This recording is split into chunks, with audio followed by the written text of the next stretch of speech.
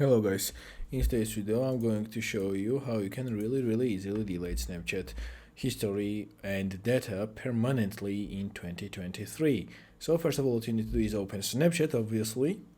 So then what you need to do, click your profile here, and then what you need to do is click here settings and just wait a couple of seconds and this window will pop up. Then scroll down a little bit and there will be a window which says my data.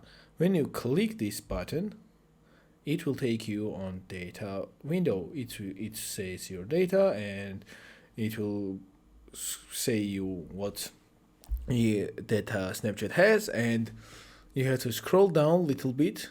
Not a little bit, I'm lying. You have to scroll down on the bottom and you have to click this verify an email address. Then what you need to do, you have to scroll down again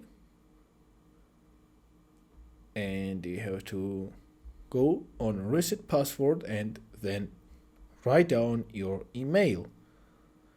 And then what you need to do is click submit button. And then what will happen is when you click this yellow submit button, your data will be deleted and your data will be sent on your email too. So that was all for today's video, guys. I hope I helped. See you in the next one. Goodbye, guys.